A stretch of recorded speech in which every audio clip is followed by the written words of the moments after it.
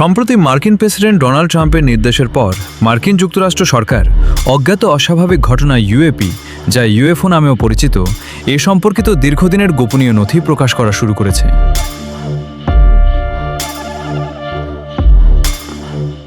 Trump truth সোশ্যালে বলেছেন যে তিনি যুদ্ধমন্ত্রী পিট হেগসেট এবং অন্যান্য সংস্থাগুলোকে ভিনগ্রহী ও মহাজাগতিক জীবন, ইউএপি এবং অজ্ঞাত উড়ন্ত বস্তু ইউএফও সম্পর্কিত সরকারি ফাইল প্রকাশের নির্দেশ দেবেন।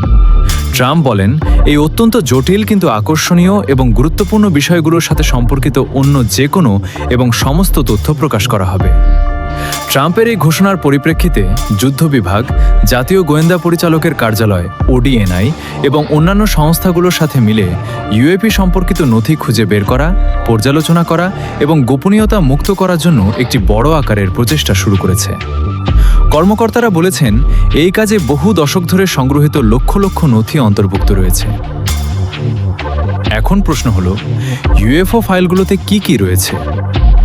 নতুন প্রকাশিত সরকারি আর্কাইভে সামরিক ও সরকারি কর্মীদের দেখা অজ্ঞাত বস্তুর ছবি, ভিডিও এবং প্রতিবেদন পর্যালোচনা করে যা পাওয়া যায়, তার মধ্যে উল্লেখযোগ্য কয়েকটি বিষয় হল: পশ্চিম মার্কিন যুক্তরাষ্ট্রের আকাশসীমার উপর দিয়ে উড়ে যাওয়া অজ্ঞাত বস্তুর ইনফ্রারেড ছবি, উড়ন্ত অবস্থায় হেলিকপ্টারের নিচে শনাক্ত হওয়া একটি রহস্যময় বস্তু, সামরিক ইনফ্রারেড সেন্সর দ্বারা ধারণকৃত একাধিক অজানা উড়ন্ত বস্তু, দক্ষিণ পূর্ব মার্কিন যুক্তরাষ্ট্রে পর্যবেক্ষণ করা একটি সম্ভাব্য অস্বাভাবিক উড়ন্ত বস্তু, বিমানের সেন্সর স্ক্রিন অতিক্রমকারী অজ্ঞাত বস্তুর সামরিক ভিডিও ও স্থির চিত্র, সংযুক্ত আরব আমিরাতের কাছে একটি রিপোর্টকৃত ইউএপির ফুটেজ, গ্রিসের নিকটবর্তী সমুদ্র আকাশসীমার উপর দিয়ে একটি ইউএফওর চলাচলের রিপোর্ট, জাপানের কাছে ইউএস ইন্ডো প্যাসিফিক কমান্ডো কর্তৃক রিপোর্টকৃত একটি ফুটবল আকৃতির বস্তু, আফ্রিকার আকাশসীমায় মার্কিন সামরিক বাহিনী কর্তৃক পর্যবেক্ষণ করা একটি ইউএপি,